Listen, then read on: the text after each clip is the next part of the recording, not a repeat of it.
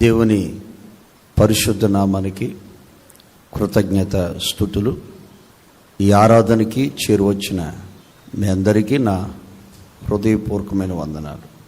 పోయిన ఆదివారం రోజున మనం తోమా గారితోటి దేవుడు ಮಾತನಾಡಿನ ವಿಷಯಾన్ని మనమందరం ಧ್ಯಾನ చేసుకున్నాం. ಕಳೆದ ರವಿವಾರ ತೋಮರೊಟ್ಟಿಗೆ ನಡೆದಂಥ ವಿಷಯಗಳನ್ನೆಲ್ಲ ನಾವು ನೆನಪು ಮಾಡಿಕೊಂಡಿದ್ದೇವೆ. ತೋಮಾ గారితో దేవుడు ఏం చెప్పారు? ತೋಮರೊಟ್ಟಿಗೆ ದೇವರು ಏನು ಹೇಳಿದ್ದನು?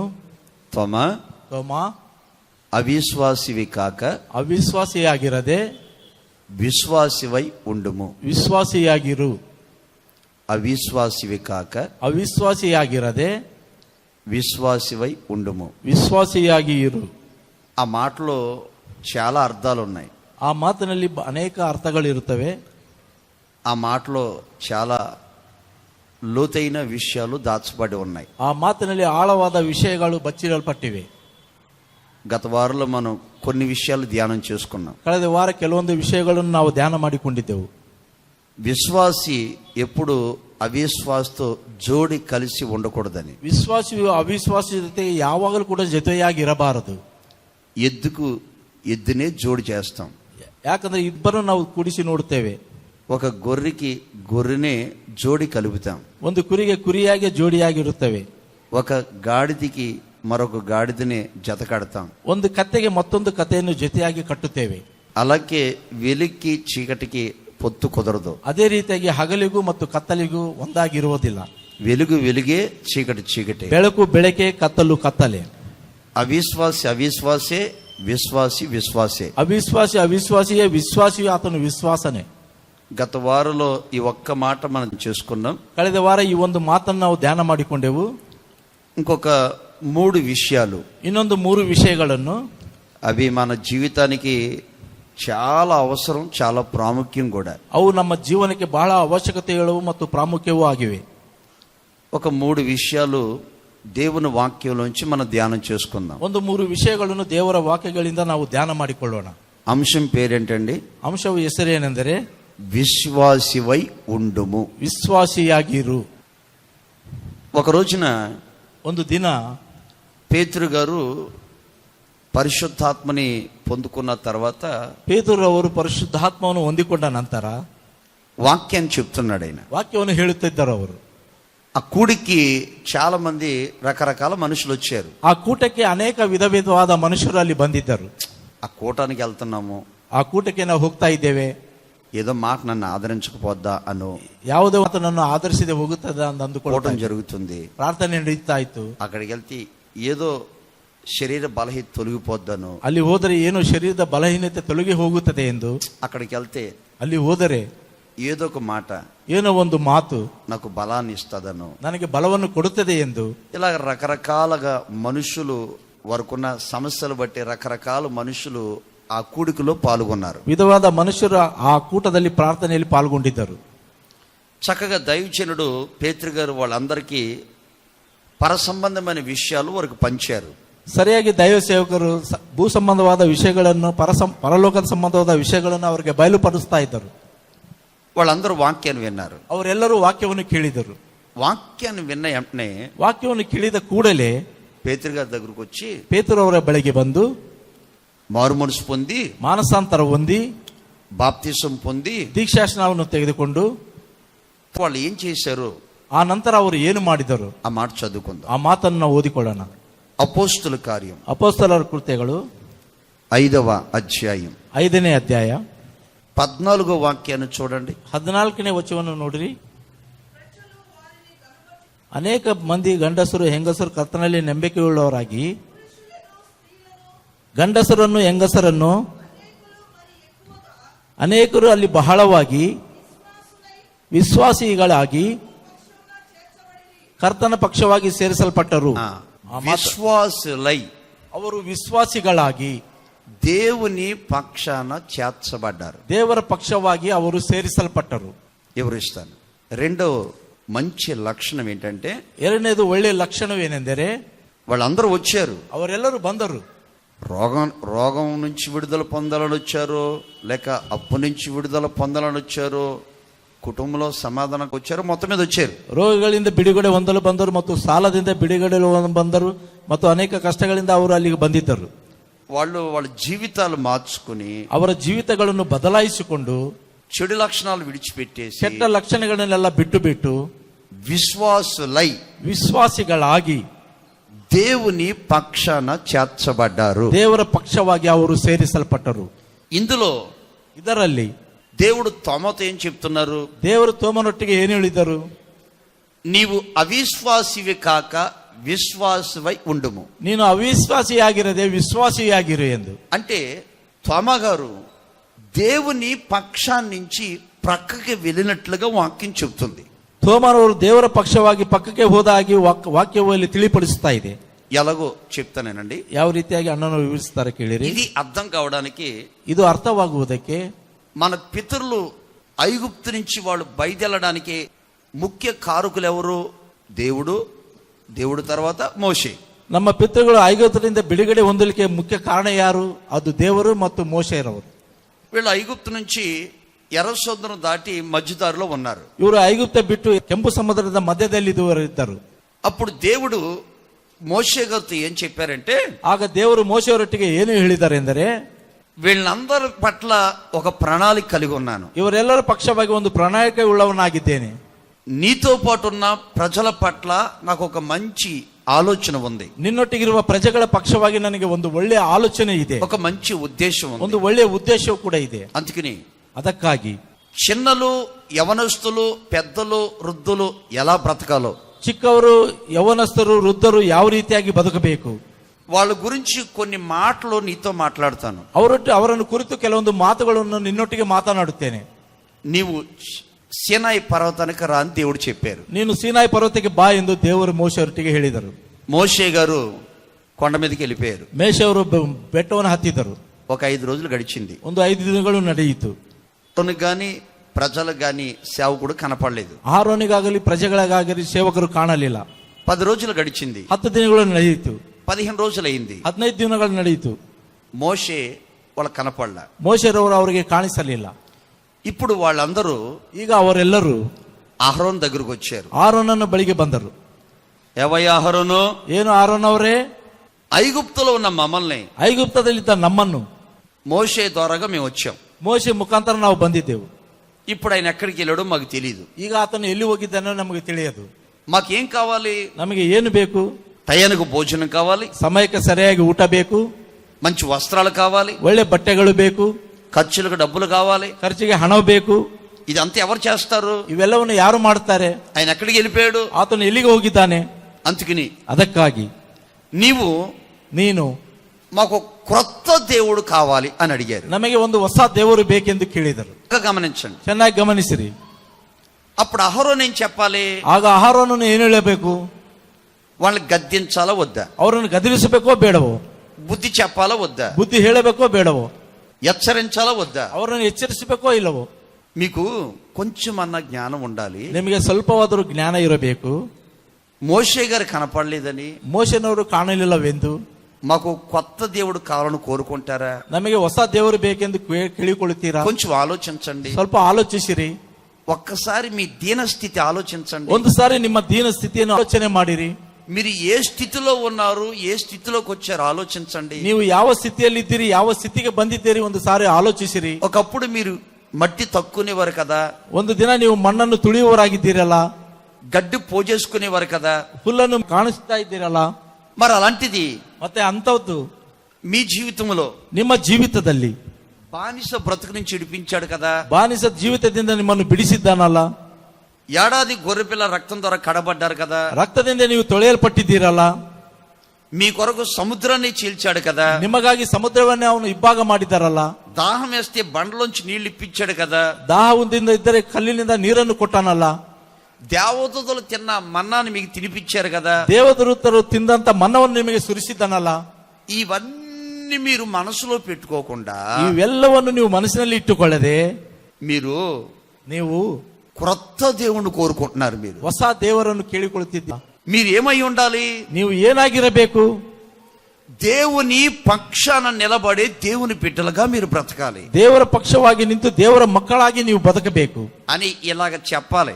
ಅಂತ ಈ ರೀತಿಯಾಗಿ ಹೇಳಬೇಕು. ఎవరు? ಯಾರು? అహరోను గారు. ಆರೋನ್ ಅವರು. ఆయన అవకాశాన్ని కొరకు ఎదురు చూస్తున్నట్టున్నాడు. ఆయన ಆತನ ಅವಕಾಶಕ್ಕಾಗಿ ಎದುರು ನೋಡುವನಾಗಿದ್ದಾನೇನು. దేని కొరకు? ಎದಕ್ಕಾಗಿ? అవకాశాన్ని కొరకు ఎదురు చూస్తున్నాడు. ఆయన ಅವಕಾಶಕ್ಕಾಗಿ ಆತನು ಎದುರು ನೋಡ್ತಾ ಇದ್ದಾನೆ. బుద్ధి చెప్పవలసిన మనిషి, ಬುದ್ಧಿ ಹೇಳುವಂತ ಮನುಷ್ಯನು వాళ్ళందరినీ వాళ్ళ దగ్గర ఏదో మెప్పు పొందాలని, ಅವರೆಲ್ಲರ ಅವರ ಬಳಿ ಆತನ ಮೆಚ್ಚುಗೆ ಹೊಂದಬೇಕೆಂದು, ఒకవేళ అహరోను వాళ్ళ ఎదుట ఒక మంచోడు అనిపించుకోవాలని, ಆರೋನನ್ನು ಅವರ ಎದುರಿಗೆ ಒಬ್ಬ ಒಳ್ಳೆಯವನಾಗಿ ಕಾಣಿಸಬೇಕೆಂದು మీరందరూ పని చేయండి, ನೀವೆಲ್ಲರೂ ಒಂದು ಕೆಲಸ ಮಾಡಿರಿ, బంగారం తీసుకురండి ಬಂಗಾರವನ್ನು ತೆಗೆದುಕೊಂಡು ಬನ್ನಿರಿ అన్నాడండి ಅಂತ ಹೇಳಿದನು. ఇప్పుడు మన కుటుంబాలు కూడా చెప్తాను వినండి. ಈಗ ನಮ್ಮ ಕುಟುಂಬವನ್ನು ಕೂಡ ನಾವು ಹೇಳ್ತೇವೆ, ಕೇಳಿರಿ. కొన్ని కుటుంబాల్లో ಕೆಲವೊಂದು ಕುಟುಂಬದಲ್ಲಿ ఆ తల్లి ఇంట్లో కోపం వచ్చి పిల్లల్ని ఓ దెబ్బ కొట్టింది, ఒక మాట అన్నది. ಆ ತಾಯಿ ಮನೆಯಲ್ಲಿ ಕೋಪ ಬಂದು ಮಕ್ಕಳಿಗೆ ಒಂದು ಹೊಡೆತವನ್ನು ಹೊಡೆದರಂತೆ. పిల్లలు అంటారు, ಮಕ್ಕಳು ಹೇಳ್ತಾರೆ, నాన్నరా నీ సంగతి చెప్తాను, ಅಪ್ಪನ ಬರಲಿ ನಿನ್ನ ವಿಷಯವನ್ನು ತಿಳಿಸ್ತೇವೆ, నాన్నరా నీ సంగతి చెప్తాను. ಅಪ್ಪ ಬರಲಿ ನಿನ್ನ ವಿಷಯವನ್ನು ತಿಳಿಸ್ತೇವೆ ಎಂದು ఆయన వచ్చాడు. ఆయన ಆತನು ಬಂದನು. వీళ్ళు వెళ్ళి నా నాన్నగారికి చక్కగా ఇంజెక్షన్ ఎక్కిచ్చారు బాగా. ಇವರು ಹೋಗಿ ಆತ ತಂದೆಯವರಿಗೆ ಇಂಜೆಕ್ಷನ್ ಕೊಟ್ಟರು ಅವರು. అప్పుడు ఆయన ఏం చేయాలి? ಆಗ ಆತನು ಏನು ಮಾಡಬೇಕು? ఏం చేయాలి? ಏನು ಮಾಡಬೇಕು? కొంతమంది ఏం చేస్తారంటే, ಸ್ವಲ್ಪ ಜನರು ಏನ್ ಮಾಡ್ತಾರೆ ಅಂದ್ರೆ, అమ్మ కొట్టిందా, ಅಮ್ಮ ಹೊಡೆದರ, సతీమణి నా ಸತಿಮಣಿ పేరు చెప్పి 2 దెబ్బలు వేయండి అనాలి. ನನ್ನನ್ನು ಹೆಸರು ಹೇಳಿ 2 ಹೊಡೆತ ಹೊಡಿ ಅಂತ ಹೇಳಬೇಕು. అంతే కదా. ಅಷ್ಟೇ ಅಲ್ಲವೇ? కొంతమంది అట్లా ఉండరు. కొంత ಕೆಲವು ಜನರು ಆ మీ అమ్మ ರೀತಿಯಾಗಿದ್ದಾರೆ. అంతేరా, ನಿಮ್ಮ ತಾಯಿ ಅಷ್ಟೇ, మీ అమ్మ అంతేరా, ನಿಮ್ಮ ತಾಯಿ ಅಷ್ಟೇ, నా బంగారవరా, ನನ್ನ ಬಂಗಾರ ಬಾ ಎಂದು ಹೇಳ್ತಾರೆ. నేనున్నానుక. ನಾನಿದ್ದೇನಲ್ಲ. అప్పుడు ఏమైపోతుంది? ಆಗ ಏನಾಗುತ್ತದೆ? గద్దింపు లేదు, హెచ్చరింపు లేదు కదండి. ಗದರಿಕೆ ಇಲ್ಲ ಮತ್ತು ಎಚ್ಚರಿಕೆ ಕೂಡ ಇರುವುದಿಲ್ಲ. పిల్లల హృదయాల్లో ఏ విషయం నాటపడుతూ ఉంది? అమ్మ మంచిది కాదు. ಆಗ ಮಕ್ಕಳ ವಿಷಯದಲ್ಲಿ ಏನು ನಡೀತದೆ ಅಂದ್ರೆ, ತಾಯಿ ಒಳ್ಳೆಯವಳಲ್ಲ, కొన్నిసార్లు నాన్న మంచోడు కాదు, ಕೆಲವೊಂದ್ಸಾರಿ ತಂದೆ ಒಳ್ಳೆಯವನಲ್ಲ. ఇలా ఏర్పడుతుందా లేదా? ಈ ರೀತಿಯಾಗಿ ಏರ್ಪಡುತ್ತದೆಯೋ ಇಲ್ಲ. ఆ రోజు అహరోను గారు గద్దించుంటే ఎంత బాగుండేది. ಆ ದಿನ ಆರೋನನ್ನು ಗದರಿಸಿದ್ರೆ ಎಷ್ಟು ఈ ಚೆನ್ನಾಗಿರ್ತಿತ್ತು. రోజున ఆడపిల్లలు సెల్ ఫోన్లు వాడుతూ ఉంటే తల్లి గద్దించినప్పుడు తండ్రి మందలించాలి కదా. ಈ ದಿನ ಹೆಣ್ಣು ಮಕ್ಕಳು ಸೆಲ್ ಫೋನ್ ಉಚ್ಚಾರ ಮಾಡುತ್ತಿರುವಾಗ ತಾಯಿ ಗದರಿಸಬೇಕಲ್ಲವೇ? తండ్రి గద్దించినప్పుడు దాన్ని ఏమండి, తల్లి కూడా దాన్ని మందలించాలి కదా. ತಂದೆ ಗದರಿಸಿದಾಗ ತಾಯಿ ಕೂಡ ಆಕೆ ಅನುಸರಿಸಬೇಕಲ್ಲವೇ? మీరు ఆలోచన చేసుకోండి. ఇక్కడ ನೀವು ಆಲೋಚನೆ ಮಾಡಿಕೊಳ್ಳಿರಿ. ಇಲ್ಲಿ అహరోను జనుల్ని తన వైపుకు తిప్పుకున్నాడు. ಆರೋನನ್ನು ಜನರನ್ನು ತನ್ನ ಕಡೆಗೆ ತಿರುಗಿಸಿಕೊಂಡನು. బంగారం తీసుకురమ్మన్నారు. ಬಂಗಾರವನ್ನು ತೆಗೆದುಕೊಂಡು ಬಾ ಎಂದು ಹೇಳಿದ. బంగారం తీసుకొచ్చి ఏమండి అగ్నిలేస్తే ఏమైంది? ಬಂಗಾರವನ್ನು ತೆಗೆದುಕೊಂಡು ಬಂದು ಅಗ್ನಿಯಲ್ಲಿ ಹಾಕಿದರೆ ಏನಾಯಿತು? ముద్ద అవుతుందా, దోడ అవుతుందా? ಅದು ಮುದ್ದೆ ಆಗುತ್ತದೆ, ಬಸವ ಆಗುತ್ತದೆ. ఏమవుతుంది చెప్పండి? ಏನಾಗುತ್ತದೆ ಹೇಳಿರಿ? ముద్ద అవుతుందా, దోడ అవుతుందా? ಅದು ಮುದ್ದೆ ಆಗುತ್ತದೆ, ಬಂಗಾರ ಒಂದು ಹಸುವಾಗುತ್ತದೆಯಾ? దూడం చేసుకున్నారండి. ಹಸುವನ್ನು ಮಾಡಿಕೊಂಡರಂತೆ. ఇప్పుడు దేవుడు ఏమంటారంటే, ಈಗ ದೇವರು ಏನು ಹೇಳ್ತಾನೆಂದರೆ, మోషే ನಾನು వాళ్ళ పట్ల ఎన్నో ఆలోచనలు కలిగి ఉన్నాను. ಅವರ ಪಕ್ಷವಾಗಿ ಎಷ್ಟೋ ಆಲೋಚನೆ ಉಳ್ಳವನಾಗಿದ್ದೇನೆ. తొందరగా కిందకి వెళ్ళు, ಬೇಗನೆ ಕೆಳಗಡೆ ಹೋಗು.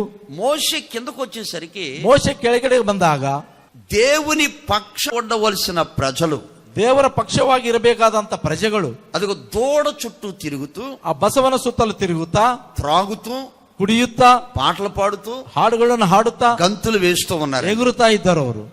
ఇది మోషే చూసి ಇದನ್ನು ಮೋಶೆ ನೋಡಿ ఆ పలకల కింద పడేసి, ಆ ಹಲಿಗೆಗಳನ್ನು ಕೆಳಗಡೆ ಹಾಕಿ, ఇశ్రాయేలు ప్రజలారా, ಇಸ್ರಾಯೇಲ್ ಪ್ರಜೆಗಳೇ, దేవుని పక్షాన ఎవరైతే ఉంటారో, ದೇವರ ಪಕ್ಷವಾಗಿ ಯಾರು ಇರುತ್ತಾರೋ, ఎవరైతే ఏడాది గొర్రెపిల్ల రక్తంలో కడగబడ్డారో, ಯಾರು ದೇವರ ರಕ್ತದಿಂದ ತೊಳೆಯಲ್ಪಟ್ಟಿದ್ದಾರೋ, ఎవరైతే ఎర్ర సముద్రంలో బాప్తిసం పొందారో, ಯಾರಾದರೂ ಕೆಂಪು ಸಮುದ್ರದಲ್ಲಿ ఎవరు మన్నా తిన్నారో, ಯಾರು ಮನ್ನವನ್ನು ತಿಂದರೋ, ఎవరు బండలోంచి నీళ్లు తాగారో, ಯಾರು ಕಲ್ಲಿನಿಂದ ನೀರನ್ನು ಕುಡಿದರೋ, ఎవరు దేవుని పక్షాన ఉండాలని కోరుకుంటున్నారో, ಯಾರು ದೇವರ ಪಕ್ಷವಾಗಿ ಇರಬೇಕೆಂದು ಕೋರಿಕೊಳ್ಳುತ್ತಾ ಇದ್ದಾರೋ, అట్టి వారు నా యొద్దకు రండి. ಅಂತವರು ನನ್ನ ಬಳಿಗೆ ಬನ್ನಿರಿ. చూద్దామా వాక్యాన్ని? ನೋಡೋಣ ವಾಕ್ಯವನ್ನು.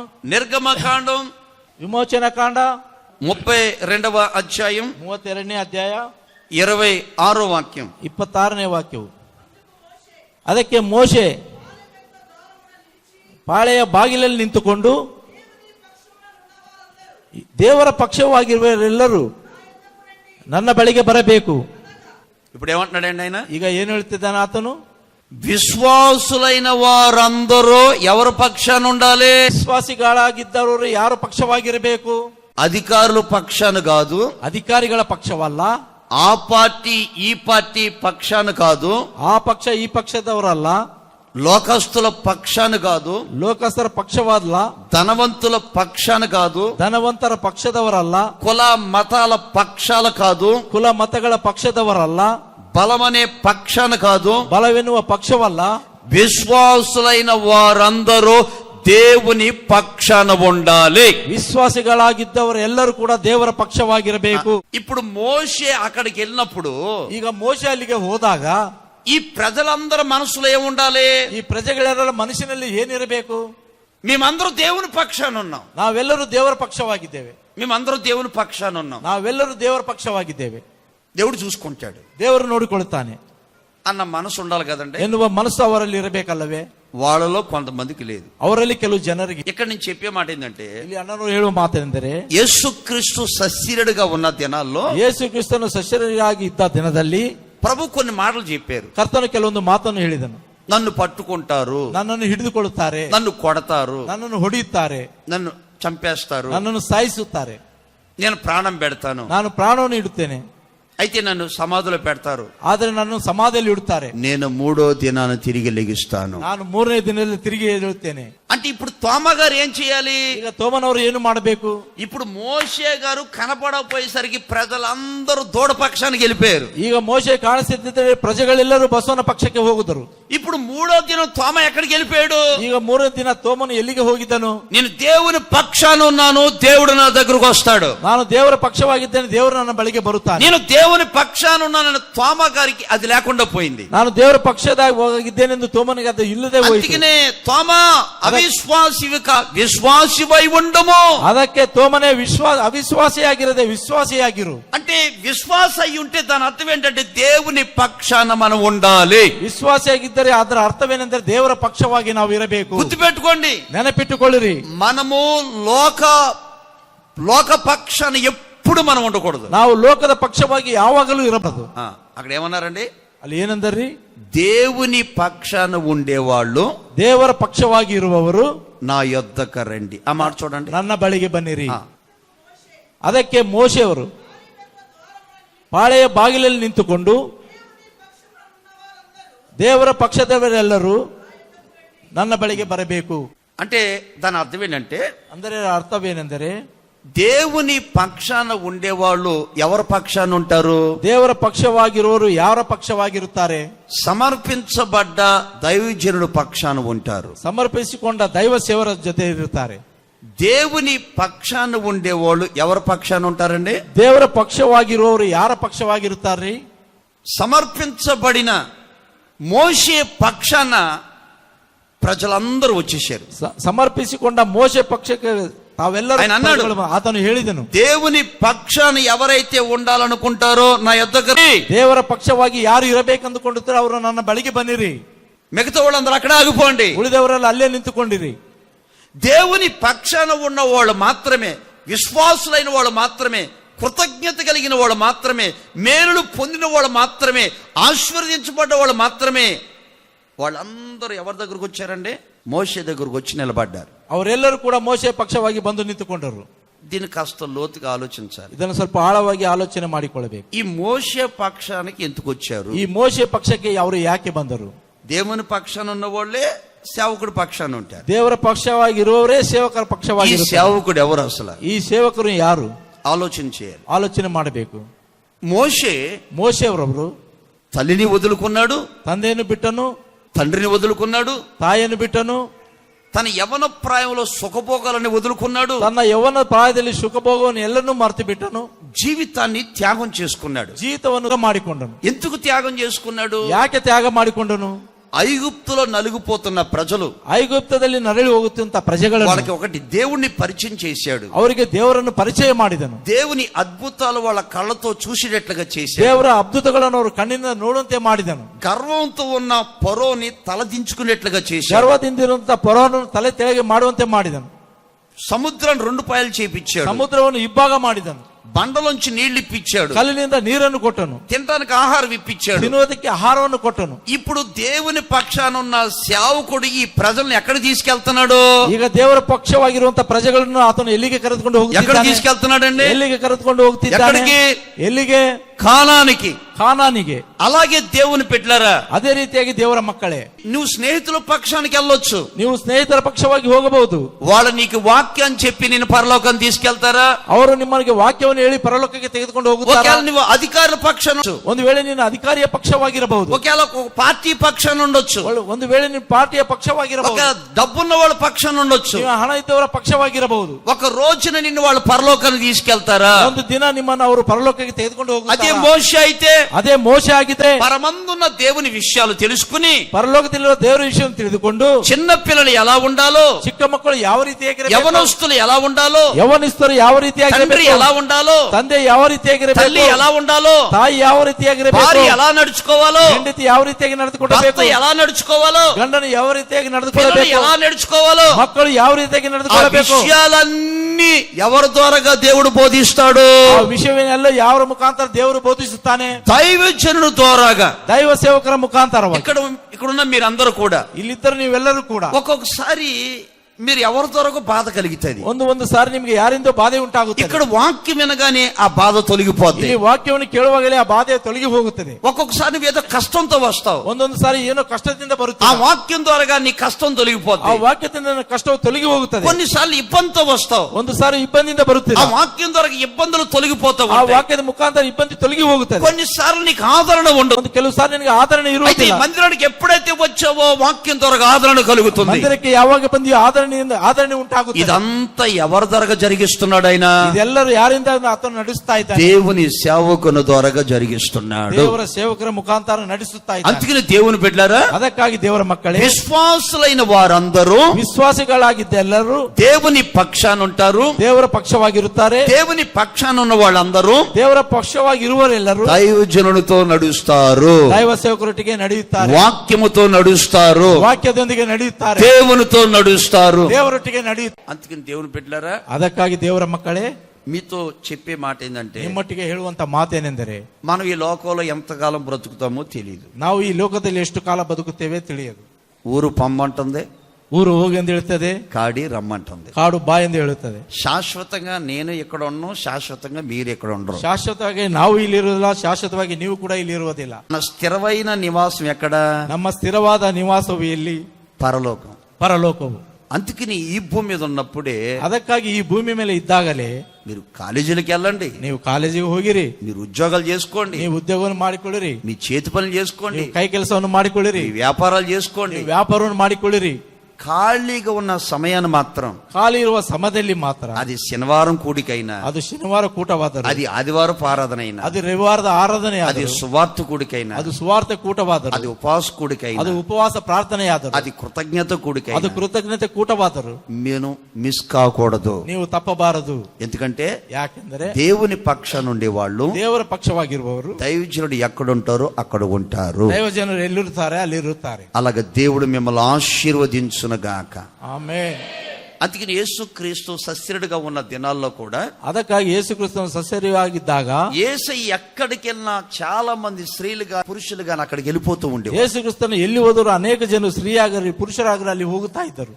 ఏమమ్మా మీకు పని పాటలు లేదా అంటే, మాకు పనులున్నాయి, పాటలున్నాయి, ముగించుకుని తొందరగా వెళ్తున్నాం. ಏನಮ್ಮ ನಿಮಗೆ ಕೆಲಸವಿಲ್ಲವೆಂದರೆ ನಮಗೆ ಕೆಲಸವಿದೆ, ಎಲ್ಲವಿದೆ, ಅದು ನಾವು ಮುಗಿಸಿಕೊಂಡು ಪ್ರಾರ್ಥನೆಗೆ ಹೋಗ್ತಿದ್ದೇವೆ ಎಂದು ಹೇಳ್ತಾರೆ. ఇప్పుడు దైవజన దగ్గరకు వచ్చినోడు ఏమండి, ఆయన చెప్పిన వాక్యానికి వాళ్ళు కట్టబడ్డారు. ದೈವ ಸೇವಕರ ಬಳಿಗೆ ಬಂದಂತ ಜನರು ಆತನು ಹೇಳುವಂತ ವಾಕ್ಯದ ಮುಖಾಂತರ ಅವರು ಕಟ್ಟಲ್ಪಟ್ಟರು. కింద చదవండి, ಕೆಳಗಡೆ ಹೋದಿರಿ. 27వ వాక్యం. 27ನೇ ವಾಕ್ಯವು, ಮೋಶೆ ಅವರಿಗೆ, ಇಸ್ರಾಯೇಲ್ ಜನರೇ, ನಿಮ್ಮಲ್ಲಿ ಪ್ರತಿಯೊಬ್ಬರು ಕತ್ತೆಯನ್ನು ಸೊಂಟಕ್ಕೆ ಕಟ್ಟಿಕೊಂಡು ಪಾಳೆದ ಮಧ್ಯದಲ್ಲಿ ಬಂದು ಬಾಗಿಲಲ್ಲಿ ಮತ್ತೊಂದು, నలుగురు రండి. ಪ್ರತಿಯೊಬ್ಬನು ತನ್ನ ಗೆಳೆಯನನ್ನು, ಪ್ರತಿಯೊಬ್ಬನು ತನ್ನನ್ನು ನೆರೆಯವನನ್ನು ಸಾಯಿಸಬೇಕೆಂದು ಇಸ್ರಾಯೇಲ್ ದೇವರು ಹೇಳುತ್ತಿದ್ದಾನೆ ಎಂದು ಹೇಳಿದರು. నలుగురు నిలబడండి. ఇగో ఇది దూడ బ్యాచ్. ఏ బ్యాచ్? వీళ్ళెవరు? తినేవాళ్ళు, ತಿನ್ನುವವರು, తాగేవాళ్ళు, ಕುಡಿಯುವರು, డాన్సులు వేసేవాళ్ళు. ಡ್ಯಾನ್ಸ್ ಮಾಡುವರು. ఎవరు వీళ్ళందరూ? ಯಾರು ಇವರೆಲ್ಲರೂ?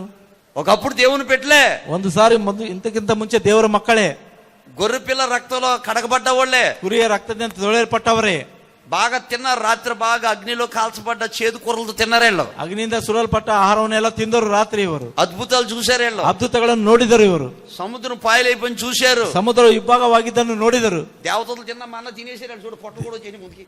ದೇವದೂತರು ತಿನ್ನುವಂತ ಮನ್ನವನ್ನು ಕೂಡ ಇವರು ತಿಂದರು. ఏమండి, పూరీలు బాగా తిన్నారు, ಪೂರಿಗಳನ್ನು ಚೆನ್ನಾಗಿ ತಿಂದರು.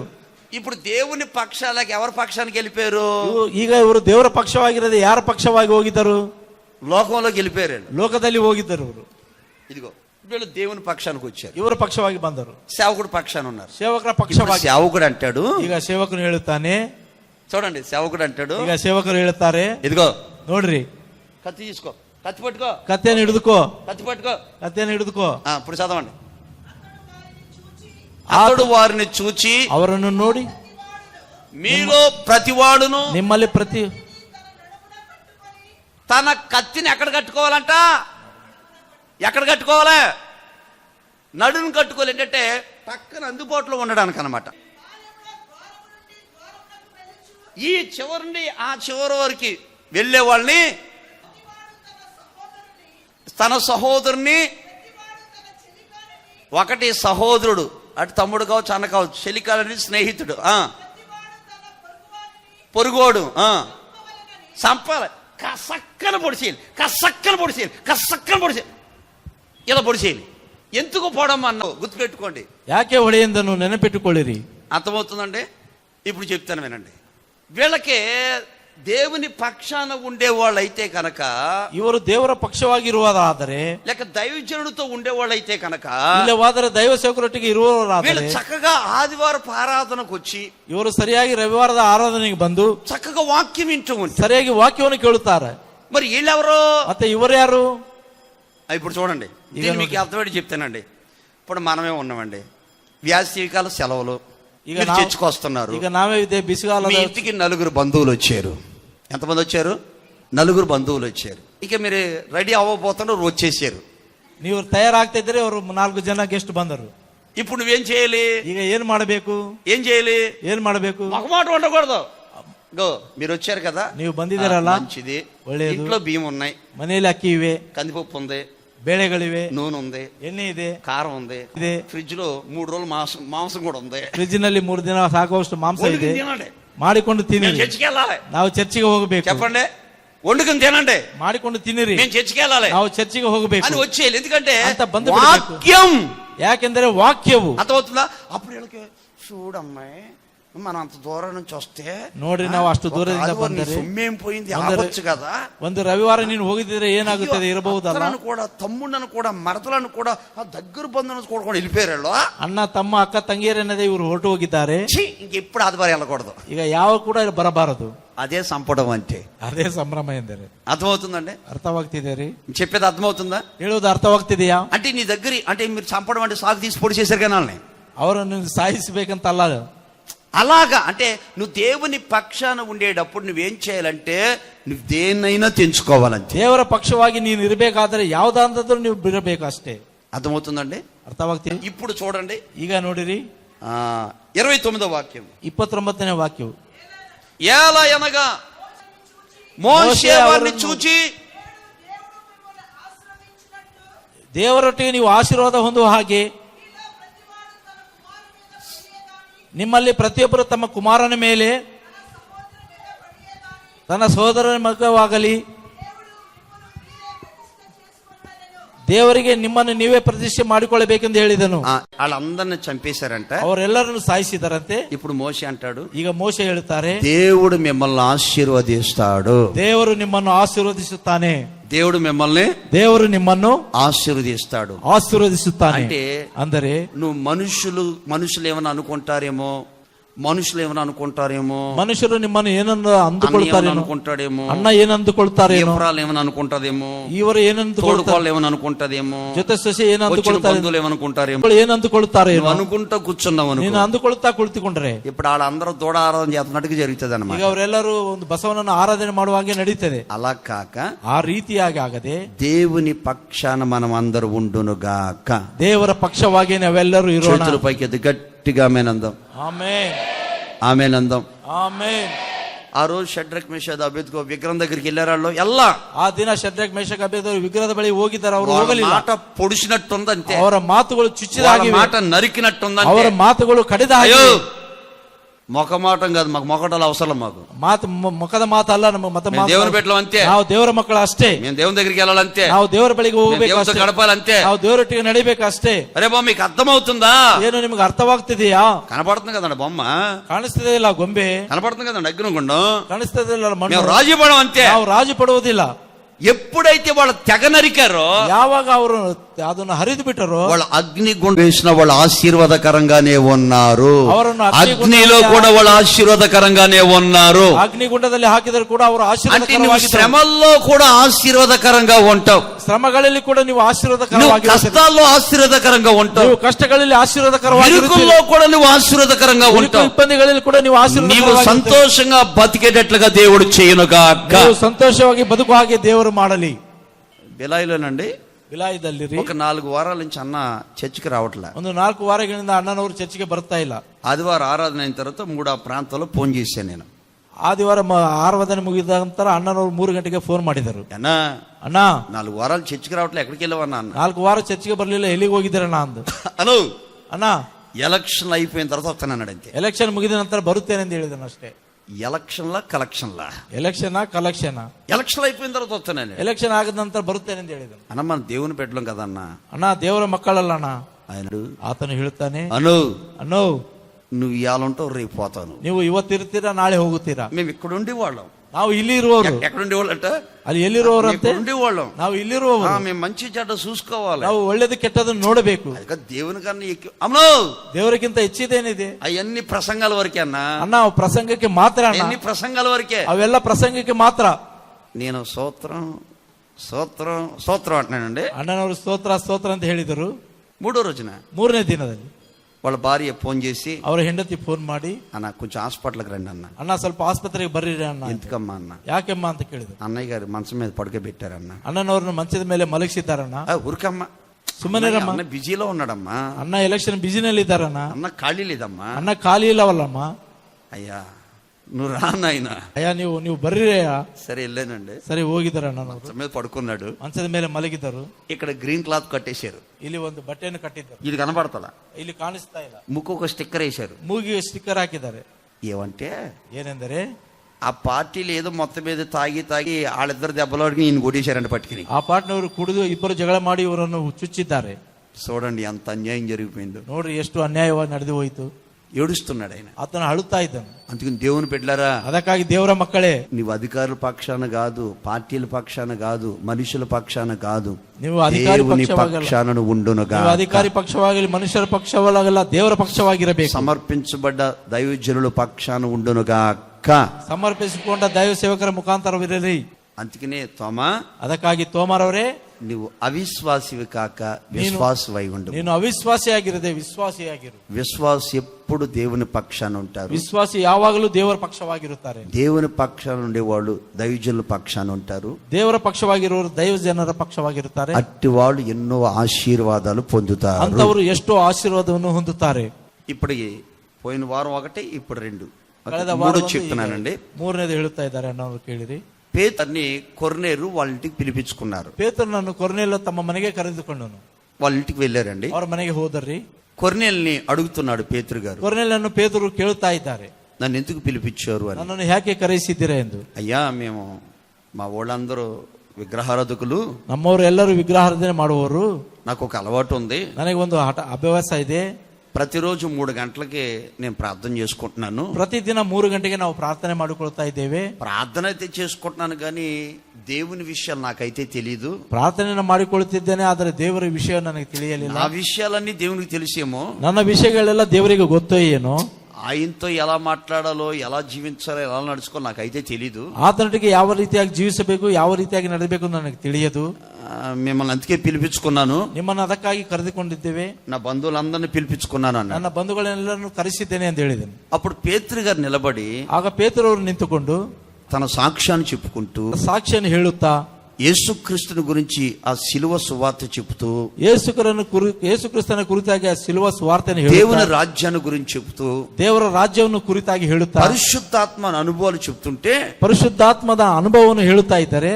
కొర్నేలు తన భార్య వచ్చిన అన్ని జనులందరూ పరిశుద్ధాత్మ పొందుకున్నారు. ಕೊರ್ನೇಲನ ಹೆಂಡತಿ ಕೊರ್ನೇಲ ಬಂದ ಜನರೆಲ್ಲರೂ అందరూ పరిశుద్ధాత్మ పొందుకున్నారండి. ಎಲ್ಲರೂ ಪರಿಶುದ್ಧಾತ್ಮವನ್ನು ಹೊಂದಿಕೊಂಡರು. అయితే పేతురు గారితో పాటు కొంతమంది విశ్వాసులు వెళ్ళారు. ಆದರೆ ಪೇತ್ರೊಟ್ಟಿಗೆ ಕೆಲವೊಂದು ಜನ ವಿಶ್ವಾಸಿಗಳು ಹೋಗಿದ್ದರು. ఇప్పుడు కొత్తలో ఆత్మను పొందుకున్న వాళ్ళకి కంట్రోలింగ్ ఉండదు. ಹೊಸದಾಗಿ ಆತ್ಮ ಹೊಂದಿಕೊಂಡವರಿಗೆ ಅದು ಒಂದು ತಡೆದುಕೊಳ್ಳುವ ಶಕ್ತಿ ಇರುವುದಿಲ್ಲ. ఇక్కడ ఉన్న వాళ్ళు అక్కడికి వెళ్తారు, అక్కడ ఉన్న వాళ్ళు అక్కడికి వెళ్ళిపోతారు. ಇಲ್ಲಿದ್ದವರು ಅಲ್ಲಿಗೆ ಹೋಗ್ತಾರೆ, ಅಲ್ಲಿದ್ದವರು ಅಲ್ಲಿಗೆ ಬೇರೆ ಕಡೆ ಹೋಗುತ್ತಾರೆ.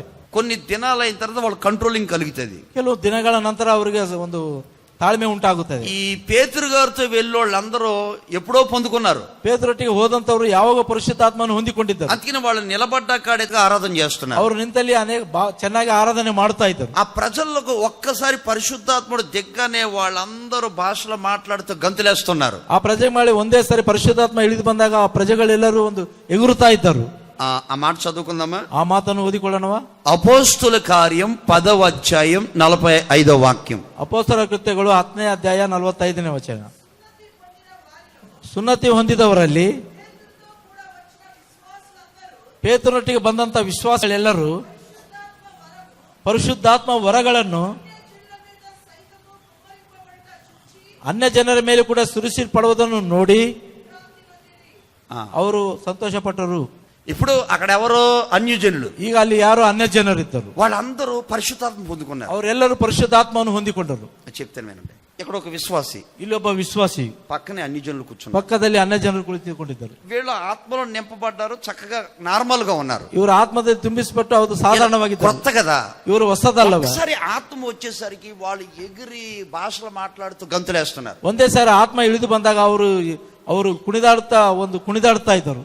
అప్పుడు విశ్వాసి, ಆಗ ವಿಶ್ವಾಸಿಯು కళ్ళు తెరిచి ಕಣ್ಣು ತೆರೆದು ఆయన చూసి, ಅವರನ್ನು ನೋಡಿ, అరే పరిశుద్ధాత్మ పొందుకున్నారే, ಇವರು ಪರಿಶುದ್ಧಾತ್ಮವನ್ನು ಹೊಂದಿಕೊಂಡರಲ್ಲ, అన్య భాషలు మాట్లాడుతున్నారు, ಅನ್ಯ ಭಾಷೆಗಳನ್ನು ಮಾತಾಡುತ್ತಿದ್ದಾರಲ್ಲ అని ఆశ్చర్యపడ్డారు. ಅಂದ ಆಶ್ಚರ್ಯಪಟ್ಟರಂತೆ. అంటే విశ్వాసకుండ లక్షణం ఏంటంటే, ಅಂದರೆ ವಿಶ್ವಾಸಿಗಳಿರುವಂತಹ ಲಕ್ಷಣವೇಂದರೆ, పెట్టుకోండి, ನೆನಪಿಟ್ಟುಕೊಳ್ಳಿರಿ, ఒకవేళ నువ్వు పరిశుద్ధాత్మను పొందకపోయినా ನೀವು ಪರಿಶುದ್ಧಾತ್ಮನು ಹೊಂದದೇ ಇದ್ದರು, విశ్వాసకుండ లక్షణం ఏంటంటే, ವಿಶ್ವಾಸಿಗಿರುವ ಲಕ್ಷಣವೇನೆಂದರೆ, ఎవరన్నా ఆత్మ పొంది ఎగురుతూ ఉంటే, భాషలు మాట్లాడుతుంటే వాళ్ళు చూసి నువ్వు ఆశ్చర్యపోవాలంతే. ಯಾರಾದರೂ ಪರಿಶುದ್ಧಾತ್ಮನು ಹೊಂದು ಅವರು ಕುಣಿತಾ ಇದ್ದಾರೆ, ಅನ್ಯ ಭಾಷೆಗಳನ್ನು ಆಡ್ತಿದ್ದಾರೆ, ನೀವು ನೋಡಿ ಆಶ್ಚರ್ಯ ಪಡಬೇಕಷ್ಟೇ, సంతోషపడాలంటే. ಸಂತೋಷ ಪಡಬೇಕು ನೀವು. అవిశ్వాస అయితే ఏం చేస్తారో చెప్తాను. ಅವಿಶ್ವಾಸಿ ಆದರೆ ಏನು ಮಾಡ್ತಾನೆ ನೋಡ್ರಿ. మేడగదిలోకి వెళ్ళి ಮೇಲಂತಸ್ತಿನ ಮೇಲೆ ಹೋಗಿ ఈ 120 మంది కనిపెట్టి వాళ్ళందరూ ఆత్మను పొందుకున్నారు. ಈ 120 ಜನ ಅವರು ಕೂಡಿಕೊಂಡು ಆತ್ಮನು ಹೊಂದಿಕೊಂಡರು. ఆత్మను పొందుకున్న తర్వాత, ಆತ್ಮನು ಹೊಂದಿಕೊಂಡ ನಂತರ ఈ 11 మంది శిష్యులు, చాలా మంది స్త్రీలు, పురుషులు అందరూ పరిశుద్ధాత్మ పొందుకున్నారు. ಈ 11 ಜನ ವಿಶ್ವಾಸಗಳು ಎಲ್ಲರೂ ಕೂಡ, ಸ್ತ್ರೀಯರು ಕೂಡ ಆ ಪರಿಶುದ್ಧಾತ್ಮನು ಹೊಂದಿಕೊಂಡರು.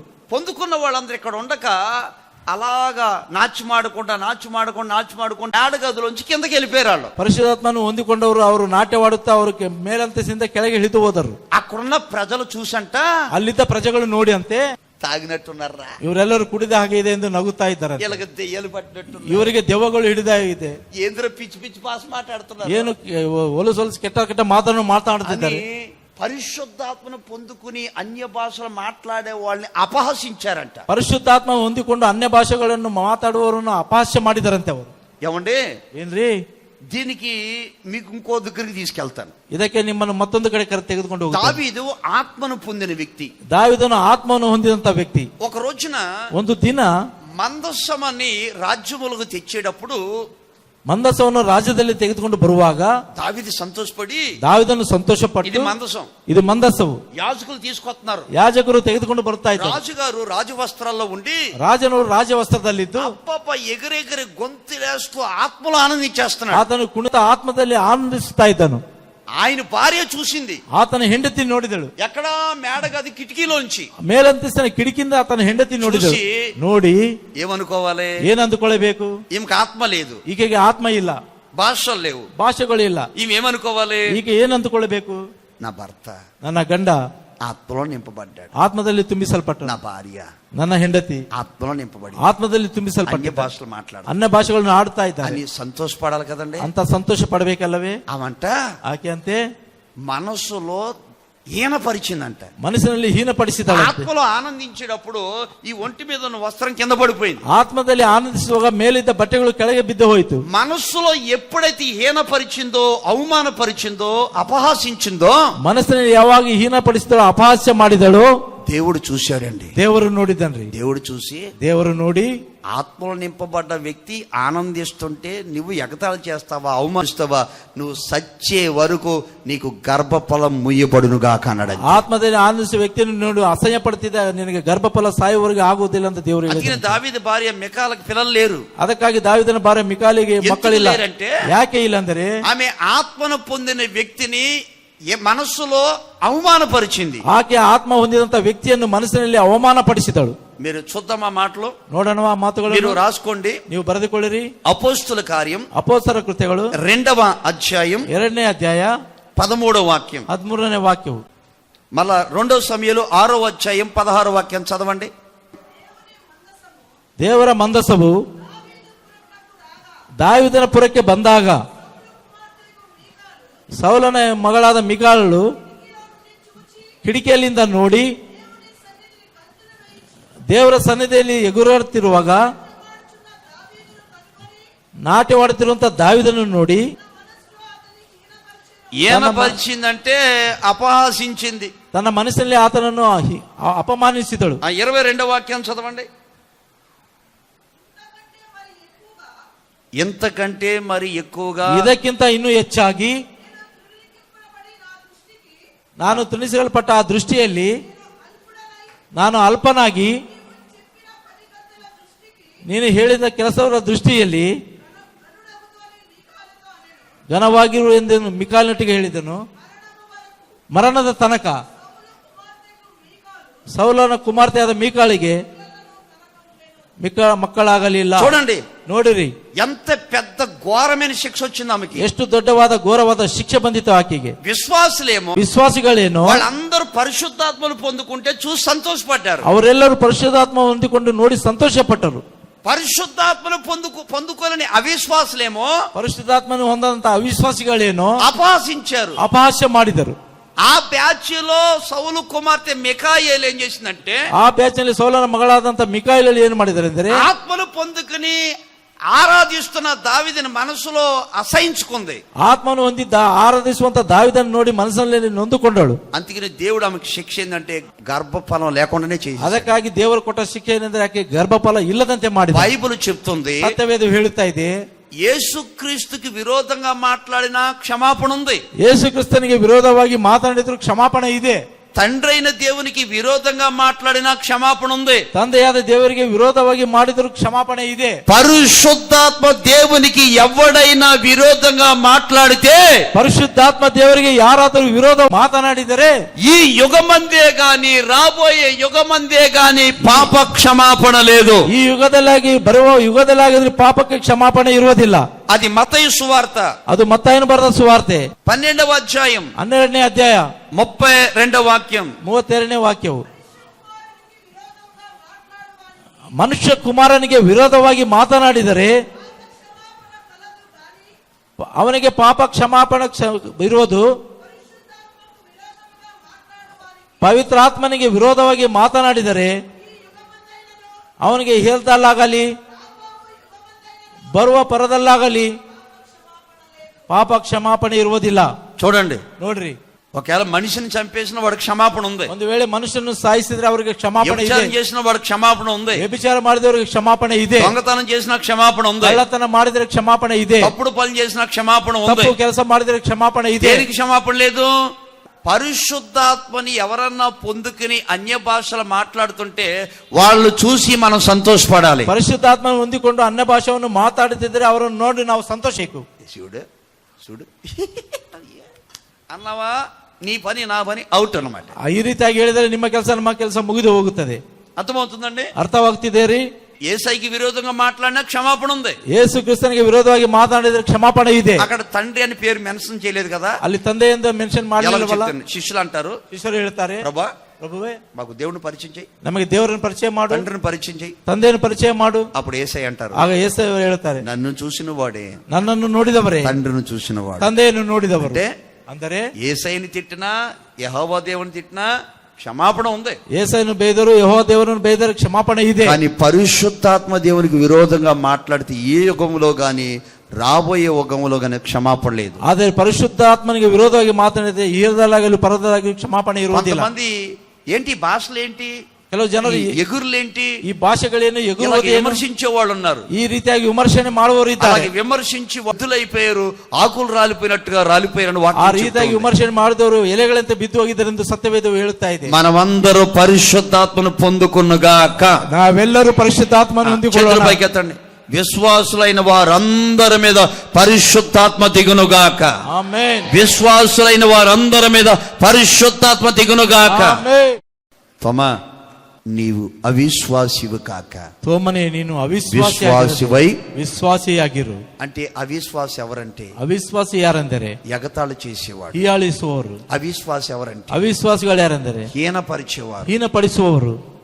నీకేముంది, తింటానికి ఉందా, ನಿನಗೇನಿದೆ, ತಿನ್ನುವುದಕ್ಕಿದೆಯಾ, నీ భర్త సరిగ్గా ఉన్నాడా, ನಿನ್ನ ಗಂಡನು ಸರಿಯಾಗಿದೆ, నీ పిల్లలు సరిగ్గా ನಿನ್ನ ఉన్నారా, ಮಕ್ಕಳು ఏం ಸರಿಯಾಗಿದ್ದಾರೆ, చేసేవాళ్ళు భక్తి, ಏನು నా ಮಾಡುತ್ತೀರ భక్తి ಭಕ್ತಿ, ముందు నీ భక్తి ఎంత, ನನ್ನ భక్తి ಮುಂದೆ ನಿನ್ನ ಭಕ್ತಿ ಎಷ್ಟು. ఇవన్నీ హీనపరిచే మాటలు, ಇವೆಲ್ಲವೂ ಹೀನಪಡಿಸುವಂತ ಮಾತುಗಳು, చిన్న చూపు చూపే మాటలు. ಕಡಿಮೆ ದೃಷ್ಟಿ ನೋಡುವ ಮಾತು. ఈ బ్యాచ్ అంతా అవిశ్వాస బ్యాచ్. ಈ ಬ್ಯಾಚ್ಗಳೆಲ್ಲ ಅವಾಸಿಗಳದ ಬ್ಯಾಚ್. విశ్వాసి బ్యాచ్ ఏంటో తెలుసా? ವಿಶ್ವಾಸಿ ಬ್ಯಾಚ್ ಏನು ಗೊತ್ತಾ? ఆత్మను పొందుకుని ఆత్మలో ఆనందిస్తారు. ಆತ್ಮನು ಹೊಂದಿಕೊಂಡು ಆತ್ಮದಲ್ಲಿ పొందుకుని ಆತ್ಮನು ಹೊಂದಿಕೊಂಡು ఆత్మలో పరవశిస్తారు. ಆತ್ಮದಲ್ಲಿ ಪರವಶ ಮಾಡುತ್ತಾರೆ. లోకస్తులైతే ಲೋಕಸ್ಥರಾದರೆ వస్త్రాలు చూసుకుని సంతోషపడతారు, ವಸ್ತ್ರಗಳನ್ನು ನೋಡಿ ಸಂತೋಷ ಪಡುತ್ತಾರೆ, డబ్బును చూసి సంతోషపడతారు, ಹಣವನ್ನು ನೋಡಿ ಸಂತೋಷ ಪಡುತ್ತಾರೆ, వారికున్న ఉద్యోగాలను చూసి సంతోషపడతారు, ಅವರಿಗಿರುವ ಉದ್ಯೋಗವನ್ನು ಸಂತೋಷ ಪಡುತ್ತಾರೆ, వారికున్న పలుకుబడిని బట్టి సంతోషం. ಅವರಿಗಿರುವ ಹೆಸರನ್ನು ಹಿಡಿದು ಸಂತೋಷ. నీకు నాకు అది కాదు, ನಿನಗೆ ನನಗೆ ಅದು ಅಲ್ಲ. ఆత్మలో అందరూ సంతోషించునుగా. ಆತ್ಮದಲ್ಲಿ ಎಲ್ಲರೂ మీ ಸಂತೋಷಿಸೋಣ.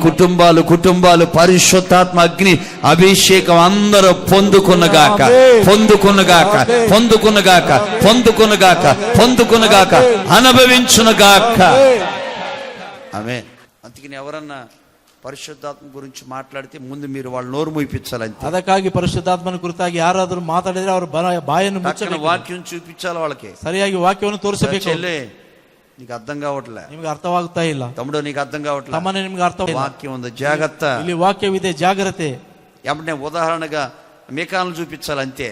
ಉದಾಹರಣೆಗೆ ಮೀಕಾಳನ್ನು ತೋರಿಸಬೇಕು ಅಷ್ಟೇ. ఇవన్నీ ఉపదేశాలు. ಇವೆಲ್ಲ ಉಪದೇಶಗಳು. నా దేవుడు మిమ్మల్ని దీవించునుగా. ನಮ್ಮ ದೇವರು ನಿಮ್ಮನ್ನು ಆಶೀರ್ವದಿಸಲಿ. చివరగా మరొకటి, అపోస్తుల కార్యం ಅಪೊಸ್ತಲರ ಕೃತ್ಯಗಳು 20వ అధ్యాయం. 20ನೇ ಅಧ್ಯಾಯ. అపోస్తుల కార్యం ಅಪೊಸ್ತಲರ ಕೃತ್ಯಗಳು 21:20. 21ನೇ ಅಧ್ಯಾಯ 20ನೇ ವಚನ. వారు విని ಇದನ್ನು ಕೇಳಿ దేవుణ్ణి మహింపరిచి ದೇವರನ್ನು ಕೊಂಡಾಡಿದರು. అతను చూచి ಆಗ ಅವನು ಅವರಿಗೆ ಹೇಳಿದ್ದು, సహోదరులారా, సహోదరుడా, ಸಹೋದರನೇ, యూదుల్లో ಯೂದರಲ್ಲಿ విశ్వాసులైన వారు ವಿಶ್ವಾಸಿಗಳಾದಂತವರು ఎన్ని వేల మంది అయి ఉన్నారు, ಎಷ್ಟು ಸಾವಿರ ಜನರಿದ್ದಾರೆ చూచుచున్నావు కదా. ನೋಡುತ್ತಿದ್ದೀಯಲ್ಲ, వారందరూ ಅವರೆಲ್ಲರೂ ధర్మశాస్త్రమందు ಧರ್ಮಶಾಸ್ತ್ರದ ఆసక్తి గలవారు. ಆಸಕ್ತಿ ಉಳ್ಳವರು. ఒక ఆయన అడుగుతున్నాడు, ಮಾತನ್ನು ಕೇಳುತ್ತಿದ್ದಾನೆ, సహోదరులారా, ಸಹೋದರರೇ, విశ్వాసులైన వారు ವಿಶ್ವಾಸಿಗಳಾದಂತವರು ఎన్ని వేల మంది ఉన్నారు, ಎಷ್ಟು ಸಾವಿರ ಜನರಿದ್ದಾರೆ.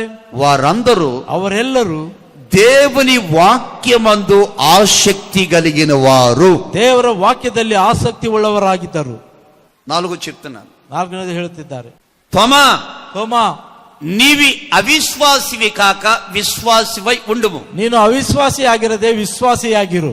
విశ్వాసమై ఉండడానికి ವಿಶ್ವಾಸಿಯಾಗಿ ಇರುವುದಕ್ಕೆ 4వ మంచి లక్షణం ఏంటంటే, 4ನೇ ಒಳ್ಳೆಯ ಲಕ್ಷಣವೇನೆಂದರೆ, వారందరూ దేవుని వాక్యమందు ఆసక్తి కలిగిన వారు. ಅವರೆಲ್ಲರೂ ದೇವರ ವಾಕ್ಯದಲ್ಲಿ ಆಸಕ್ತಿ ಉಳ್ಳವರಾಗಿದ್ದರು. ఏం చెప్పండి, ಏನು ಹೇಳಿರಿ? ఈ రోజున దేవుని బిడ్డలకి మనందరికీ ఒక ఆసక్తి ఉండాలి. ಈ ದಿನ ದೇವರ ಮಕ್ಕಳು ನಮಗೆಲ್ಲರಿಗೂ ಒಂದು ಆಸಕ್ತಿ ಇರಬೇಕು. అమ్మో, ఆదివారం నాడు ఏ వాక్యంతో దేవుడు నాతో మాట్లాడతాడు, ರವಿವಾರ ದಿನ ಯಾವ ವಾಕ್ಯದ ಮುಖಾಂತರ ದೇವರು ನನ್ನೊಟ್ಟಿಗೆ ಮಾತನಾಡುತ್ತಾರೆ, నా మనస్సు పెట్టి వాక్యాన్ని వినాలి. ನನ್ನ ಮನಸ್ಸನ್ನು ಇಟ್ಟು ವಾಕ್ಯವನ್ನು ಕೇಳಬೇಕು. శనివారం కూటానికి వెళ్తున్నాను, ಶನಿವಾರದ ಪ್ರಾರ್ಥನೆಗೆ ಹೋಗ್ತಾ ಇದ್ದೇನೆ. ఆత్మల గురించి ఏం మాట్లాడతాడు, ಆತ್ಮದನ್ನು ಕುರಿತು ಏನು ಮಾತನಾಡುತ್ತಾನೆ. ఫలానా చోట సువార్త కూటానికి ಕೆಲವೊಂದು వెళ్తాను, ಕಡೆ ಸುವಾರ್ಥ ಕೂಟಕ್ಕೆ ಹೋಗ್ತಾ ಇದ್ದೇನೆ. అక్కడ ఏ వాక్యం ద్వారాగా మాట్లాడతాడు, ಅಲ್ಲಿ ಯಾವುದೋ ವಾಕ್ಯದ ಮುಖಾಂತರ ದೇವರು ಮಾತನಾಡುತ್ತಾನೆ. మన ఎప్పటికీ ఎల్లప్పుడూ మన హృదయము విశ్వాసులైన వారు లేక సేవకుడైన నేనైనా మీరైనా మనమందరం ನಾವು ಎಲ್ಲರೂ ಕೂಡ వాక్యమందు ఆసక్తి కలిగి ఉండాలి. ವಾಕ್ಯದಲ್ಲಿ ಆಸಕ್ತಿಯುಳ್ಳವರಾಗಿರಬೇಕು. ఇప్పుడు తోమా గారికి ఏమి లేదు, ಈಗ ತೋಮನವರಿಗೆ ಏನಿಲ್ಲ, ಆಸಕ್ತಿ లేదు. ಇಲ್ಲ. ఎందుకంటే ಯಾಕೆಂದರೆ యేసయ్య చెప్పిన మాటల్ని ఆయన ఆసక్తి చూపించలే. ಯೇಸು ಕ್ರಿಸ್ತನು ಹೇಳಿದ ಮಾತಿನಲ್ಲಿ ಆತನು ಆಸಕ್ತಿ ತೋರಿಸ್ತಾ ಇಲ್ಲ. ಯಾವ ರೀತಿಯಾಗಿ? ఎందుకు వాక్యమందు ఆసక్తి కలిగి ఉండాలో దానికి మీకు చెప్తాను వినండి. ಯಾಕೆ ವಾಕ್ಯದಲ್ಲಿ ಆಸಕ್ತಿಯಿಂದ ಇರಬೇಕು ಅದನ್ನು ಹೇಳ್ತೇನೆ ಕೇಳಿರಿ. తోమా గారు ತೋಮರವರು అన్ని వదులుకున్నాడు, ಎಲ್ಲವನ್ನು ಬಿಟ್ಟರು. ప్రభు పిలిస్తే వచ్చారు. ಕರ್ತನು ಕರೆದರೆ ಬಂದನು. ప్రభుత్వం నడిచేటప్పుడు ಕರ್ತನೊಟ್ಟಿಗೆ ನಡೆಯುವಾಗ ఆ స్థానంలో మీరు పెట్టుకోండి, ಆ ಸ್ಥಾನದಲ್ಲಿ ನಿಮ್ಮನ್ನು ಇಟ್ಟುಕೊಳ್ಳಿರಿ. ప్రభుతో కొంతకాలం ಕರ್ತನೊಟ್ಟಿಗೆ ಸ್ವಲ್ಪ ಸಮಯ. తోమాకి ತೋಮನವರಿಗೆ రోజు మంచి ఫుడ్ ఇచ్చాడు దేవుడు. ದಿನಾಲು ಒಳ್ಳೆಯ ಆಹಾರವನ್ನು ಕೊಟ್ಟನು ದೇವರು. చేపలు, ಮೀನುಗಳನ್ನು, రెట్లు, ರೊಟ್ಟೆಯನ್ನು. ఎక్కడికి వెళ్ళినా ಎಲ್ಲಿಗೆ ಹೋದರು ఘనత తక్కువ కాల, ಘನತೆಗೆ ಕಡಿಮೆ ಆಗಲಿಲ್ಲ, గౌరవం తక్కువ కాల, ಗೌರವಕ್ಕೆ ಕಡಿಮೆ ಆಗಲಿಲ್ಲ, డబ్బులు తక్కువ కాల, ಹಣಕ್ಕೆ ಕೊರತೆ ಆಗಲಿಲ್ಲ, తిండి తక్కువ కాల, ಊಟಕ್ಕೆ ಕಡಿಮೆ వస్త్రాలు ಆಗಲಿಲ್ಲ, తక్కువ కాల, ವಸ್ತ್ರಗಳು ಕಡಿಮೆ అన్ని ಆಗಲಿಲ್ಲ, సమృద్ధి, ಎಲ್ಲವೂ ಸಮೃದ್ಧಿಯಾಗಿದ್ದವು. ಸಮೃದ್ಧಿಯಾಗಿದ್ದವು. అయితే ఒక టైం వస్తది, ಆದ್ರೆ ಒಂದು ಸಮಯ ಬರುತ್ತದೆ, అన్ని దూరం అవుతాయి. ಎಲ್ಲವೂ దూరವಾಗುತ್ತವೆ. గుర్తుపెట్టుకోండి, ನೆನಪಿಟ್ಟುಕೊಳ್ಳಿರಿ. ఒక టైం వస్తది, ಒಂದು సమಯ ಬರುತ್ತದೆ, అన్ని దూరం అవుతాయి. ಎಲ್ಲವೂ దూరವಾಗುತ್ತವೆ. ఇప్పుడు తోమా గారికి ప్రభుత్వం ఉన్నంత కాలం ఏమీ తక్కువలే. ತೋಮರವರಿಗೆ ಕರ್ತನೊಟ್ಟಿಗೆ ಇದ್ದಾಗ ಏನು ಕಡಿಮೆ ಆಗಲಿಲ್ಲ. కొన్నిసార్లు ಸಮಯ మన నుంచి దేవుడు కొంచెం దూరం వెళ్తాడు.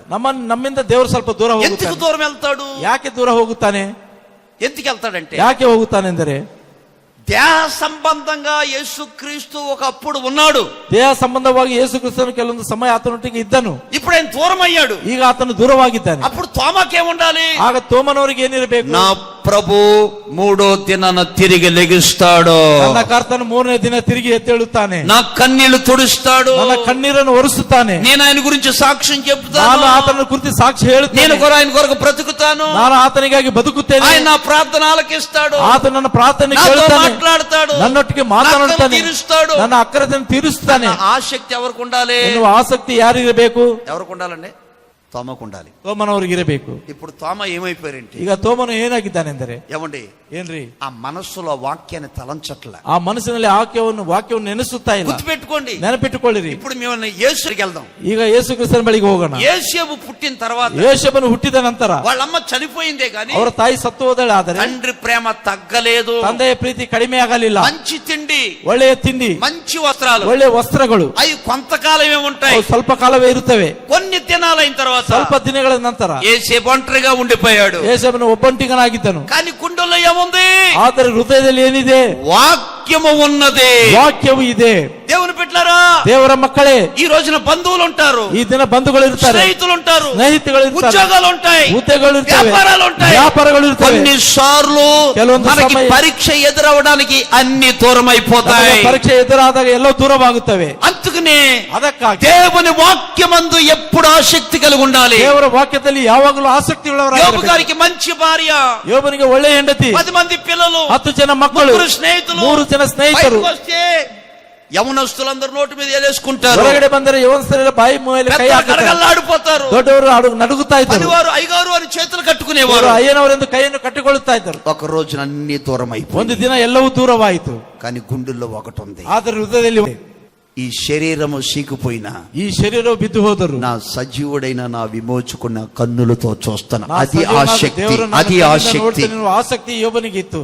అలాగే దేవుని బిడ్డలారా, ಅದೇ ರೀತಿಯಾಗಿ ದೇವರ ಮಕ್ಕಳೇ పెట్టుకోండి, ನೆನಪಿಟ್ಟುಕೊಳ್ಳಿರಿ. మీరు వచ్చినప్పుడు వాక్యం వింటున్నారు, ನೀವು ಹೆಚ್ಚಾಗಿ ವಾಕ್ಯವನ್ನು ಕೇಳುತ್ತಾ ಇದ್ದೀರಾ, దాన్ని ధ్యానించాలి, ಅದನ್ನು ಧ್ಯಾನಿಸಿಕೊಳ್ಳಬೇಕು, నెమరు వేయాలి, ಅದನ್ನು దాన్ని ನೆನೆಸಿಕೊಳ್ಳಬೇಕು, మనసులో పెట్టుకోవాలి. ಅದನ್ನು ಮನಸ್ಸಲ್ಲಿ ಇಟ್ಟುಕೊಳ್ಳಬೇಕು. ఎందుకంటే ಯಾಕೆಂದರೆ వాక్యమే వెలుగు, ವಾಕ್ಯವೇ ಬೆಳಕು, వెలుగే వాక్యము, ಬೆಳಕೆ ವಾಕ್ಯವು, వాక్యమే దేవుడు, ವಾಕ್ಯವೇ ದೇವರು, దేవుడే వాక్యము, ದೇವರೇ ವಾಕ್ಯವು, ఆ వాక్యము దేవుని యొద్ద ఉండెను. ಆ ವಾಕ್ಯವು ದೇವರ ಬಳಿಯಲ್ಲಿರುತ್ತದೆ. అది శరీరధారిగా ಅದು ಶರೀರಧಾರಿಯಾಗಿ కృపా సత్య సత్య సంపూర్ణుడుగా కృపా సత్య సంಪೂರ್ಣ మన మధ్యలో ನಮ್ಮ ಮಧ್ಯದಲ್ಲಿ వాక్యముగా ఆయన జీవిస్తూనే ఉన్నాడు. ವಾಕ್ಯವಾಗಿ ಆತನು ಜೀವಿಸ್ತಾ ಇದ್ದಾನೆ. అందుకని మనం అందరము ಅದಕ್ಕಾಗಿ ನಾವೆಲ್ಲರೂ వాక్యమందు ఎప్పుడు ఆసక్తి కలిగి ఉండాలి. ವಾಕ್ಯದಲ್ಲಿ ಯಾವಾಗಲೂ ಆಸಕ್ತಿ ಉಳ್ಳವರಾಗಿರಬೇಕು. అర్థమవుతుంది? ಅರ್ಥವಾಗ್ತಿದೆ. కొంతకి తిండి అంటే ఆసక్తి, ಕೆಲವು ಜನರಿಗೆ ಅಂದ್ರೆ ಆಸಕ್ತಿ, కొంతమందికి నిద్ర అంటే ఆసక్తి, ಕೆಲವು ಜನರಿಗೆ ನಿದ್ದೆ ಅಂದ್ರೆ ಆಸಕ್ತಿ, కొంతమంది లోక కార్యక్రమాలకు ఆసక్తి, ಕೆಲವಂದ್ರೆ ಲೋಕ ಕಾರ್ಯಕ್ರಮದಲ್ಲಿ ಆಸಕ್ತಿ. ఏమండి ಏನ್ರಿ?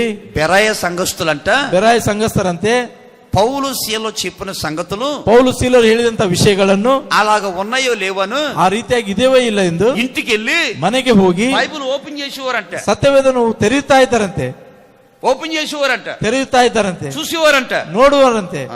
కరెక్ట్ మెసేజ్ ఇవ్వాలి. ಸರಿಯಾಗಿದೆ, ಸರಿಯಾದ ಪ್ರಸಂಗ ಅಂತ బాగా చెప్పారు, కరెక్ట్ గా ఉంది, ಎಲ್ಲ ಸರಿಯಾಗಿದೆ ಅಂತ. నేను 2007 అండి ಅಣ್ಣನು 2007ರಲ್ಲಿ డోన్ లో మన ఆత్మీయ తండ్రి ప్రార్థన చేసి పంపించారు ఏసన్ గారు అక్కడికి. నన్ను ಏಸನ್ನವರು ಅಣ್ಣನವರು ಪ್ರಾರ್ಥನೆ ಮಾಡಿ ದೋಣ್ ಪ್ರಾಂತ್ಯಕ್ಕೆ ఒక ಕಳಿಸಿದರು. ఆదివారం ಒಂದು ರವಿವಾರ తడువు చేయక అని వర్తమానం అందించాను. ತಡ ಮಾಡಬೇಡದೆಂದು ಒಂದು ವರ್ತಮಾನವನ್ನು ಅವ್ರಿಗೆ ಹೇಳಿದರು. తడువు చేయక తడువు చేయక తడువు చేయక అని చెప్పాను వాక్యం. ತಡ ಮಾಡಬೇಡ ಎನ್ನುವ ವಾಕ್ಯವನ್ನು ಅಣ್ಣನವರು ತಿಳಿಸಿಪಡಿಸಿದ್ದಾರೆ. ఒక పాయింట్ తడువు చేసిను అంటే అది మైనస్ అన్నమాట. ಒಂದು ವಾಕ್ಯವನ್ನು ತಡಬರಂತೆ నేను చెప్పేశానండి. ಅಂತ ಹೇಳಿದ್ದಾರೆ ಅಣ್ಣನವರು.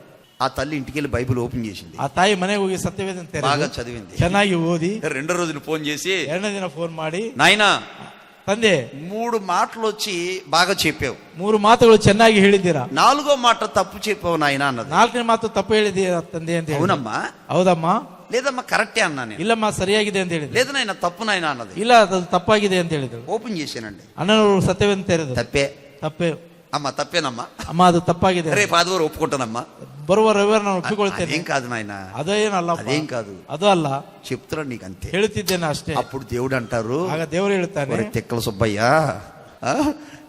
నువ్వు బైబిల్ చదువు నువ్వే సరిగా చదవలేదు. ನೀನು ಸತ್ಯವಾದ చూడు అమ్మా, ఆ ಸರಿಯಾಗಿ బైబిల్ ಓದಿಲ್ಲ. ఎంత బాగా పరీక్షిస్తుందో తల్లి, ಆ ತಾಯಿ ಎಷ್ಟು ಸರಿಯಾಗಿ ಪರೀಕ್ಷೆ బైబిల్ ఎంత ಮಾಡ್ತಿದ್ದಾಳೆ. బాగా పరీక్షిస్తుందో. ಸತ್ಯವಾದವನ್ನು ಎಷ್ಟು ಪರೀಕ್ಷೆ ಮಾಡ್ತಾ ಇದ್ದಾಳೋ. అలా ఇంతగా మాట అంటున్నారంటే, ಯಾಕೆ ಮಾತು ಹೇಳ್ತಿದ್ದಾನೆ ಅಂದ್ರೆ, నువ్వు విశ్వాసులైన మనమంతా వాక్యం అందు ఆశ కలుగుంటే ఆ వాక్యమే నీ జీవితంలో కార్యం జరుగుతుంది. ವಿಶ್ವಾಸಿಗಳಾದ ವಾಕ್ಯದಲ್ಲಿ ನಾವು ಭದ್ರವಾಗಿದ್ದರೆ ಆ ವಾಕ್ಯವೇ ನಮ್ಮ ಜೀವಿತದಲ್ಲಿ మొదటి దశలోని పత్రిక, ಮೊದಲನೇ ತೆಸಲೋನಿಕದ మొదటి దశలోని పత్రిక 2వ అధ్యాయం 2ನೇ ಅಧ್ಯಾಯ 13వ వాక్యం చూడండి. 13ನೇ ವಾಕ್ಯವನ್ನು ನೋಡ್ರಿ.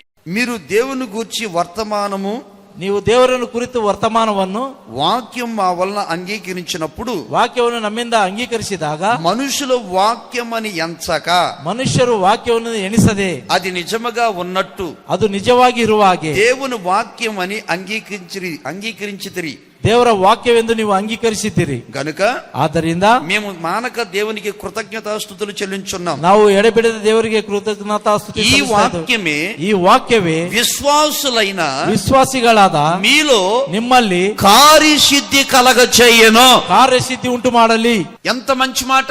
ಎಷ್ಟು ಒಳ್ಳೆಯ ಮಾತು. అంటే సంఘములో పాస్టర్ గారు వాక్యం చెప్పుడు ಸಭೆಯಲ್ಲಿ ಪಾಸ್ಟರ್ ಅವರು ವಾಕ್ಯವನ್ನು ಹೇಳಿದಾಗ నాకు చెప్పారు అనుకోవద్దు, ನನಗೆ ಹೇಳಿದ್ದಾರೆ ಅಂದುಕೊಳ್ಳಬಾರದು. నిజమే, ನಿಜವೇ, ఇది దేవుని వాక్యమే, ಇದು ದೇವರ ವಾಕ್ಯವೇ, దేవుడే నాతో మాట్లాడాడు ದೇವರೇ ನನ್ನೊಟ್ಟಿಗೆ ಮಾತನಾಡಿದ್ದಾನೆ అని ఉంటేనంట, ಅಂತ ಇದ್ದರೆ ಅಂತೆ విశ్వాసులైన మీ జీవితాల్లో ವಿಶ್ವಾಸಿಗಳಾದ ನಿಮ್ಮ ಜೀವಿತದಲ್ಲಿ దేవుని వాక్యము కార్యాలు చేస్తాది. ದೇವರ ವಾಕ್ಯಗಳು ಕಾರ್ಯವನ್ನು ಮಾಡುತ್ತವೆ. మనుషులు కాదు, మనుషులు కాదు. ಮನುಷ್ಯರಲ್ಲ. ఒక చుట్టారకు రావాలన్నా, ಒಂದು ಅಂಗಡಿಗೆ ಬರಬೇಕೆಂದರೆ, నీకు ఏదన్నా కలగాలన్నా, ನಿನಗೇನಾದ್ರೂ నీకు ಉಂಟಾಗಬೇಕು, ఏదన్నా చేయాలన్నా, ನಿನಗೇನಾದ್ರೂ నీవు ఏదన్నా ಮಾಡಬೇಕು, సాధించాలన్నా, ಏನಾದ್ರೂ ಸಾಧನೆ ಮಾಡಬೇಕು, దేవుని వాక్యమే కార్యము చేస్తాది. ದೇವರ ವಾಕ್ಯವೇ ಕಾರ್ಯವನ್ನು ಮಾಡುತ್ತದೆ. అబ్రహాము కొడుకు విషయంలో వాక్యమే కార్యం చేసింది. ಅಬ್ರಾಮನ ಮಗನ ವಿಷಯದಲ್ಲಿ ದೇವರೇ ಕಾರ್ಯವನ್ನು ಮಾಡಿದನು. ఇస్సాకు కరువు కాలంలో విత్తనం వేస్తే దేవుని వాక్యమే కార్యము చేసింది. ಇಸಾಕನು ಬರಗಾಲದಲ್ಲಿ ಕಾರ್ಯ ಮಾಡಿದ ದೇವರ ವಾಕ್ಯವೇ ಕಾರ್ಯವನ್ನು ಮಾಡಿತು. ఏంటంటే ఒకటి ಏನ್ರಿ? ಒಂದು ಅವಿಶ್ವಾಸದಿಂದ కలవకూడదు. రెండోది, ಎರಡನೇದು, దేవుని పక్షాన ఉండేవారు ದೇವರ ಪಕ್ಷವಾಗಿರುವಂತವರು దైవజనులతో కలిసి ప్రభు సేవలో ముందుకెళ్తారు. ದೈವಜನೊಟ್ಟಿಗೆ ಸೇರಿ ಕರ್ತನ ಸೇವೆಯಲ್ಲಿ ಮುಂದೆ ಸಾಗುತ್ತಾರೆ. మూడోది, ಮೂರನೇದು, విశ్వాసులైన వారు ವಿಶ್ವಾಸಿಗಳಾದಂತವರು ఆత్మను పొందుకుంటారు, ಆತ್ಮನು ಹೊಂದಿಕೊಳ್ಳುತ್ತಾರೆ, ఎవరిని అపహాసించరు. ಯಾರನ್ನು ಅಪಹಾಸ್ಯ ಮಾಡುವುದಿಲ್ಲ.